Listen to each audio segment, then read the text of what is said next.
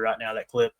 I just thought that was really, really cool. So let's dive into his story a little bit, Tim. I'll try to stop, take me a drink here, take me a sip, keep the voice going in between and get your take on this. But let's kind of lay out Josh Jacobs and his story. All right. And you guys have heard little bits and pieces of it. I'm going to try to give you a little more in depth in that. And we're going to walk you through his college years. We're also going to walk you into, obviously being drafted by the Raiders and then coming to Green Bay. Right. So the Green Bay Packers struck gold in the 2024 offseason by signing former Las Vegas Raiders running back Josh Jacobs to a 4-year, $48 million contract, replacing franchise icon Aaron Jones. The 26-year-old 2022 first-team All-Pro has anchored Green Bay's top 5 rushing offense with power, vision, and versatility. Standing at 5'10", 223 pounds, Jacobs has delivered a Pro Bowl caliber 2024 season, solidifying his role as the Packers' workhorse running back one and a leader in Matt LaFleur's explosive offense. With a relentless running style and an inspiring journey, Jacobs is fast becoming a Titletown staple. You see this picture of him with his pops when he was younger, right? This is a little clip on his childhood here. Thought this was really cool. Growing up in Tulsa, Oklahoma, Josh Jacobs faced hardships that shaped his resilience and drive. For a good portion of his childhood, he and his 4 siblings lived out of a suburban with their father, Marty, after their parents' separation left them without a stable home. They parked in lots during the day and slept in the car at night, with Marty ensuring the kids had food, even if it meant he went without. Despite frequent moves and a fire that destroyed their home when Jacobs was in 3rd grade, his father's sacrifices and love instilled a fierce determination in Jacobs. I remember seeing him not sleep, Josh Jacobs told NFL Network ahead of the draft about his father. Quote, "It's crazy because I didn't notice that I was sleeping in a car. I was just thinking that I was falling asleep and waking up. I didn't think anything about it because it felt safe." And then another quote here from this childhood picture where he's got a Washington Redskins shirt on, or I believe maybe it might be one of his brothers that does, or a cousin or something. It says, "The way we were living, the sacrifices my dad was making, none of it. I just never looked at our life as a struggle. To me, it was just life. It was all I knew." So get your take so far, Tim. Pretty cool story, man. Yeah, I mean, a lot of respect for his pops, right? Oh, I mean, that you can tell right there when you hear him say something like that. I just never looked at it as a struggle, and that's what good parents do, right? The pops shouldered that burden and made sure the kids had what they need, make sure they were safe, and did the best he could with what he had. And obviously it paid off. I mean, he's got one hell of a successful son right now, if you ask me. So I think that's pretty cool, man. Yeah, as Stacy Mitchell says here in the chat, I have to admit Jacobs has really made the transition from Aaron Jones a lot smoother than I originally expected. Kudos, Packers. That was an amazing signing. Yeah. Tim, that sums up exactly how I felt about this signing. Yeah. You went from one stand-up guy to another stand-up guy, smooth, perfect. And I was really, don't get me wrong, I was really excited about the thought of when we signed Josh Jacobs that we keep Aaron Jones and man, those two together. Talking about a strong locker room. Holy cow, right? Yeah. But I couldn't agree more, Stacey. I think that's very well said. Very well said. So it said he would just drive around until he found a place to sleep, and then I'd get up the next day and go to school. Marty Jacobs told NFL Network in April, quote, "One of the things that I'm proudest of with Josh is that he just trusted the process. There are a lot of things he experienced as a child that he doesn't want his son to experience. I tear up when I talk about it because God trusted me with those kids, and he trusted me not to leave. That's why I'm glad to see Josh embracing the positive stuff from what we went through. Jacobs and his family have come a long way since his humble beginnings in a suburban in Oklahoma, fueling his rise from homelessness to NFL stardom." So let's jump into the high school days, which, by the way, I love these pictures, man. These are always awesome. Man, somebody just got smoked. Look at that dude. Absolutely ragdolled, right? So it says a Tulsa, Oklahoma native, Josh Jacobs was a 3-star recruit in the 2016 class. And I apologize for the dogs barking. I've sent 30 text messages trying to make something happen down here, but they hear you talking about Josh Jacobs. They're fans. They said he's a dog too. So, so a Tulsa, Oklahoma native, Josh Jacobs was a 3-star recruit in the 2016 class, ranked 445th overall by the On3 industry ranking with an 88.2 grade. At McLean High School, the 5'10", 200-pound back dominated, rushing for 5,372 yards and 56 touchdowns while earning all-state honors. His senior tape showcased a compact frame, explosive burst, and tackle-breaking prowess with a reported 4.5-second 40-yard dash. Despite playing at a smaller school, Jacobs drew offers from Alabama, Oklahoma, Missouri, Purdue, and Iowa State, ultimately committing to the Crimson Tide, where he emerged as a first-round talent. All right, moving along. Let's get into the college years here, okay? By the way, look at that dog right there. You kidding me? My boy grew up. All right, college statistics. Jacobs' 3-year career at Alabama, 2016 to 2018, saw him excel in a loaded backfield alongside Damian Harris, who went on to be drafted by the Patriots, was a really good back for him for several years, and Najee Harris, who was a running back for the Steelers. I think he's a free agent, maybe have signed somewhere else this year. As a freshman in 2016, he rushed for 567 yards, 4 touchdowns on 85 carries with a 6.7 average yards per carry. In 2017, despite a broken ankle, he added 284 yards and 1 touchdown on 46 carries, averaging 6.2 that year. His 2018 junior season was his breakout, earning SEC championship game MVP honors with 83 yards and 2 touchdowns on 8 carries. Tim, he carried the ball 8 times and was averaging over 10 yards a carry in the SEC championship. That's nuts, man. Yeah, that was against Georgia. It says Jacob. Look at his going back, man. Like, has the guy ever in his life since high school averaged less than 5 yards a carry? I mean, it's crazy, nuts. Says Jacobs totaled 1,491 rushing yards, 16 rushing touchdowns, and 48 receptions for 571 yards and 5 receiving touchdowns across 40 games, proving his 3-down potential. He declared for the 2019 NFL Draft after Alabama's national championship loss to Clemson. All right, so there's his PFF grade starting in 2016, 74.8, then he jumps to an 80.6, and he jumped to an 84.0. So we always talk about, you guys remember back to our draft coverage leading up to the draft, you're looking for a player that's ascending, that ascending player, right? A player that you see him get better every single year, and he's not hit his full potential. If you see a guy that like goes from a 70 to an 80 to an 81 back down to a 78, it's not all that negative, don't get me wrong, but you get a player that it just seems like they're getting better every single year. To me, that's the closest thing we got to a signal, I guess you could say, Tim, that he is an ascending player, right? As long as the tape backs it up. So, personal victory. Josh Jacobs' journey to the NFL is a testament to his unyielding spirit and determination to overcome adversity. Rising from homelessness and instability in Tulsa, Oklahoma, he transformed his challenging childhood into motivation, driven by a desire to provide a better life for his family, especially his son. His ability to trust the process, as his father Marty emphasized, allowed him to channel hardship into focus on the football field, earning a first-round draft selection and all-pro honors. Jacobs' success is not just measured in yards or touchdowns, but in personal victory of breaking the cycle of struggle for his family, embodying resilience and hope that resonate far beyond the gridiron. On January 7th, 2020, Josh Jacobs announced that he bought his father a house, a milestone honoring the sacrifices Marty made during their years of hardship. You see the tweet he put out on January 7th, "Bless just bought my pops a house," and there's a picture of his dad at the new home. That's the kind of guy Josh Jacobs is. Just absolutely. Look at that picture of Pops too. You can see the tears in his eyes. Tears in his eyes with just pride, just proud of his son. That's amazing. Absolutely. So here was the detailed scouting report. That's again, I just wanted to give the background of him leading up right to his NFL career. Now here's the scouting report. Selected 24th overall by the Oakland Raiders in 2019. Jacobs measured 5'10", 220 pounds at the combine, running a 4.64 40. Tim, if somebody ran a 4.64 40 this year, everybody's going, "Oh boy, well, mark him off the board," right? Yep. Said with a 1.60 second 10-yard split and a 35-inch vertical jump, earning a 5.65 RAS. So his RAS would have got no bonus points on our board.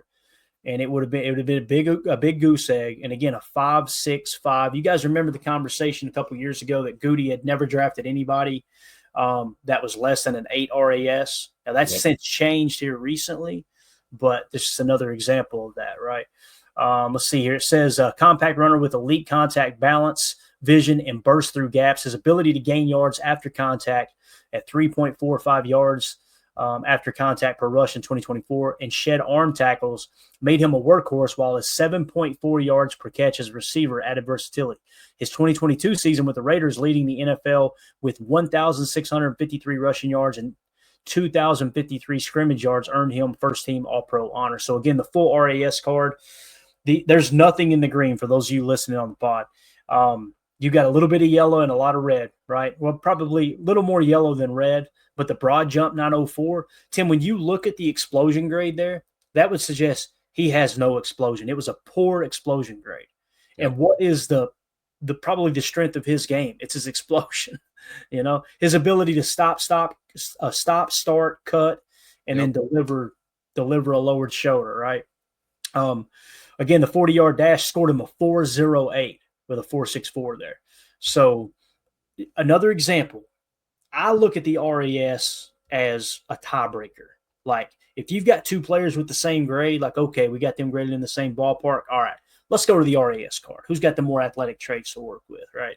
Yep. But what's not on that RAS card, Tim, is hard, man. That's true.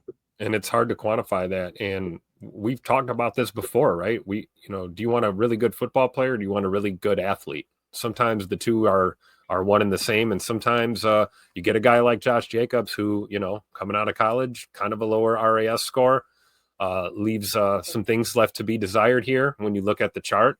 But at the end of the day, we can look back now. Hindsight's 2020, right? Here we are going into a 2025 season, and he's a top 3 running back in the NFL, arguably. Yep. Top 5 for sure. So it just shows you, man, the RAS isn't everything. And sometimes scouts get it wrong too, even when you just get past the measurables and the testing. So I think he's proven to be a pretty explosive player, even though he had a poor composite explosion grade on his RAS score. I think we can run back enough tape here between his Raider days and his Packer days and show you the complete opposite. So it does. It kind of proves that RAS is a great measuring tool, but it is not everything when picking a player. Yeah. His 2023 season dipped to 805 yards at 3.5 yards per carry due to a quad injury that sidelined him for 4 games, sparking concerns about his efficiency behind weak offensive lines. If you guys remember, when we signed him, we're like, are we getting the 2022 Josh Jacobs or the 2023 Josh Jacobs? We got the 2022 Josh Jacobs, no doubt about it. Yep. Goes on to say, critics highlight his lack of elite breakaway speed. Only 5 of 46 career rushing touchdowns exceed 20 yards. But his durability, 260-plus touches every season, and high-volume production made him a top free agent. His 2019 Senior Bowl performance, showcasing lateral agility and receiving skills, projected him as a 3-down back with Pro Bowl potential. We always talk about 2 things, right? Top 30 visits and whether they were a Senior Bowl participant. And if somebody really shines at the Senior Bowl, it's a great sign that, hey, these guys are probably going to be a good pro. Once again this year, what did the Packers do? They drafted Senior Bowl heavy. They drafted top 30 visit heavy, right? Here's another guy that stood out at the Senior Bowl. Just another example. So you look at the RAS, you look at the testing, Tim, all those things, and go, I don't know if he's going to be a good pro.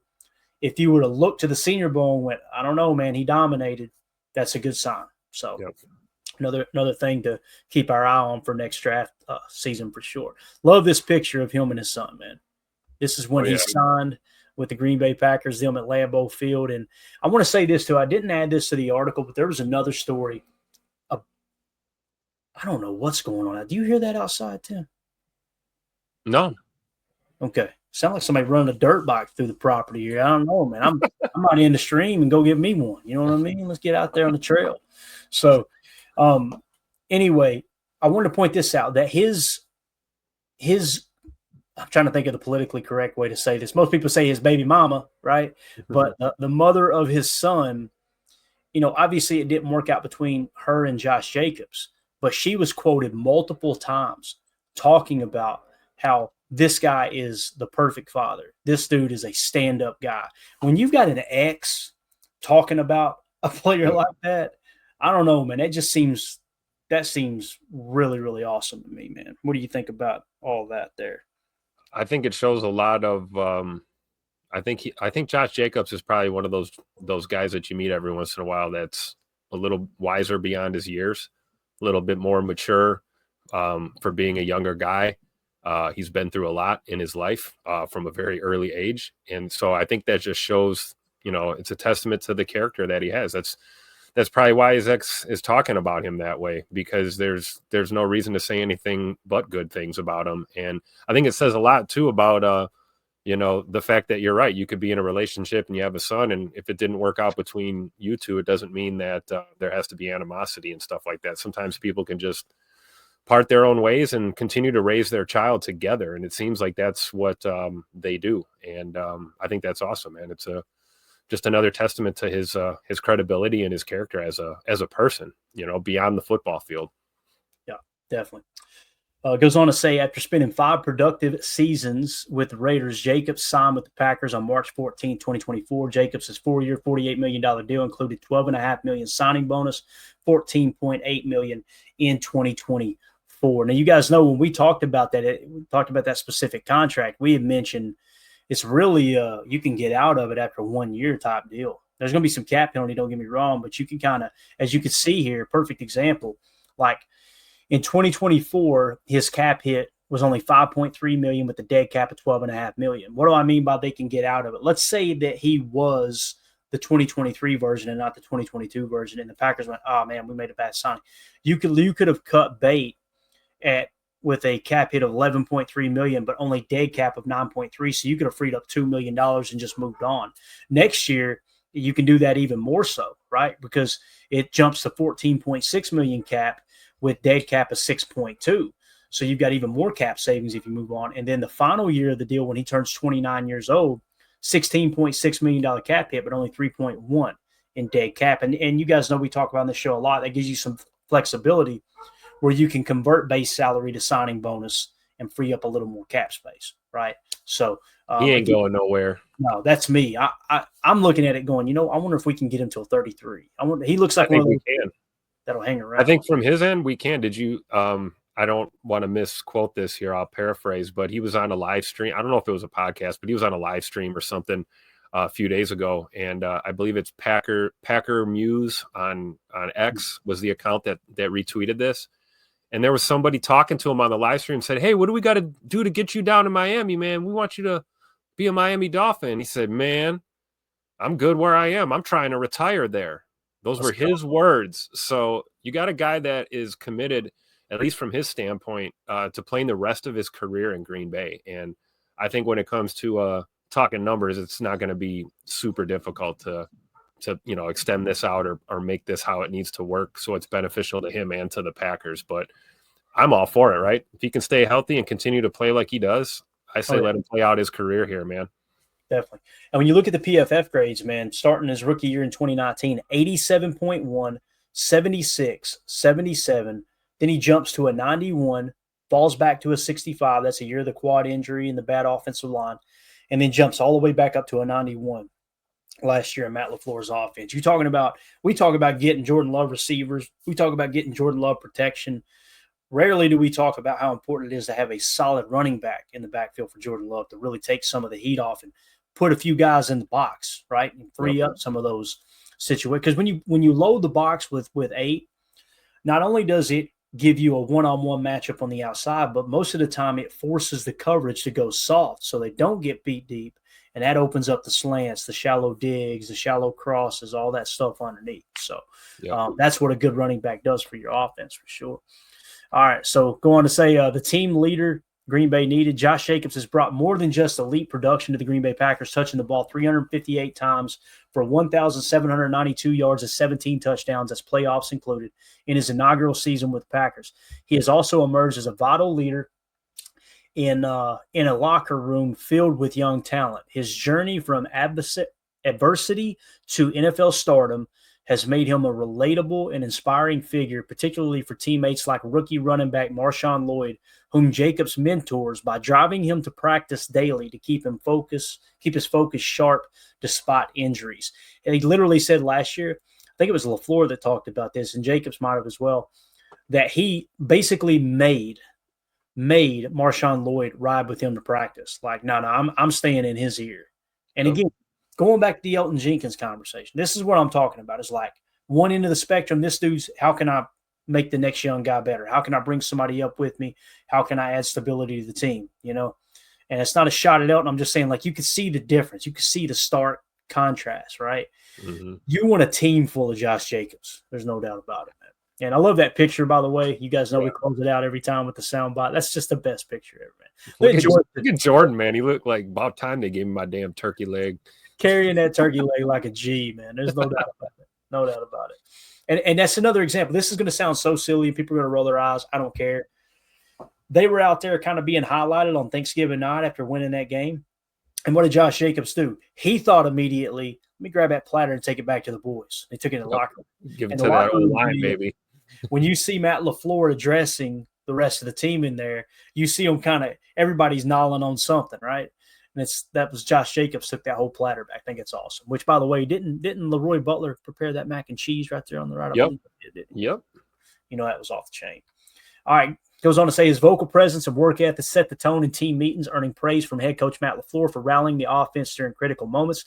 Jacobs' ability to connect with players, drawing from his own experiences, perseverance, has fostered a sense of unity and purpose, making him the blue-collar leader Green Bay needed to elevate its championship aspirations. In conclusion, Josh Jacobs has transformed the Green Bay Packers offense, delivering a stellar 2024 season with 1,329 yards rushing, 15 touchdowns, and a third Pro Bowl selection.